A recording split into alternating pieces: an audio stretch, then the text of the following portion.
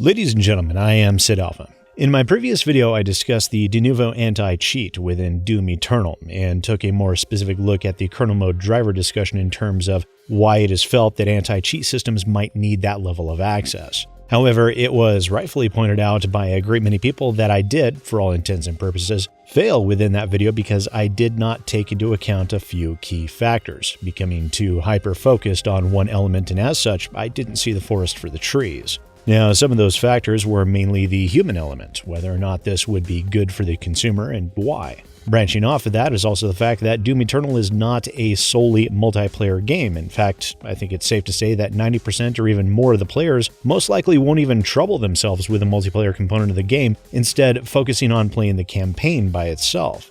And from that, it of course raises the question, why would id Software include an anti-cheat system to be automatically installed with the game, even if a person is not going to be even playing the multiplayer component? It would make sense in a game such as this, where single player is the primary focus, to take an opt-in approach, where if one wished to play the multiplayer, the game would ask for the anti-cheat system to be installed, which could be done in-menu before starting the multiplayer. And if that were the case, I think that at least a portion of the outrage would not have surfaced. Yes, people would have still had to deal with the dreadful Denuvo DRM, but they wouldn't have an additional Denuvo product installed on their system. And it would seem that id Software has decided to change focus in that regard.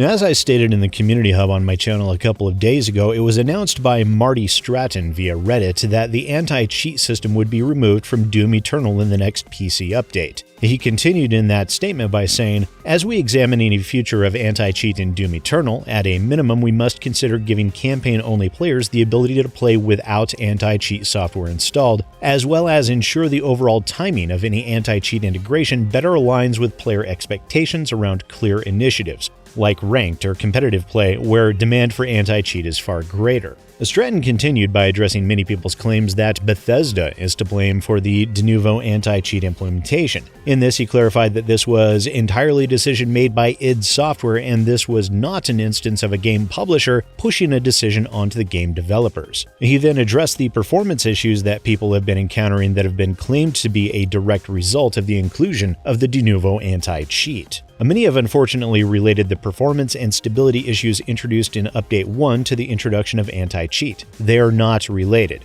Through our investigation, we discovered and have fixed several crashes in our code related to customizable skins. We were also able to identify and fix a number of other memory-related crashes that should improve overall stability for players. All of those fixes will be in our next PC update. I'd like to note that some of these issues were very difficult to reproduce, and we want to thank a number of our community members who worked directly with our engineers to identify and help reproduce these issues. Finally, we believe that performance issues some players have experienced on PC are based on a code change we made around VRAM allocation. We have reverted this change in our next update and expect the game to perform as it did at launch. Now, there's no clearly defined date as to when this update will be pushed out. However, changes have been made to both the staging depot and the review hotfix for depot as of about 5 hours ago at the time this video was recorded. And given the nature of what was said here, it would appear that the new hotfix has been pushed to the staging depot for additional testing before it goes public. Based on that, I don't think players will have to wait long for these changes to finally be implemented.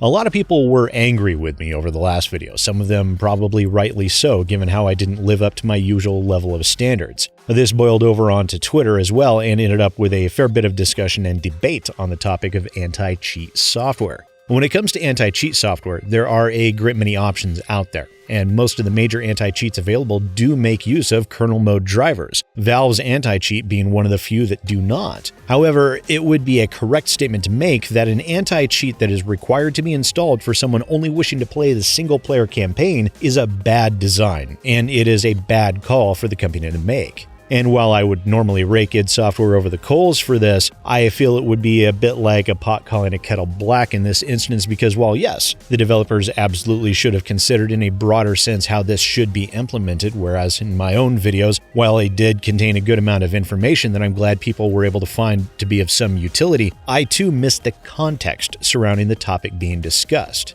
And hey, I'm human. It happens, and as such, I hope this video will help clarify some of that context that was completely missed in the last video. But regardless, it would seem that the developers have realized that they made a mistake here, and they're taking steps to rectify it, which is all that can really be asked of them at this point. And as a result, those that have no wish to engage in the multiplayer will end up being better off once this patch has been released. Once again, ladies and gentlemen, I am SidAlpha, and I'll see you next time.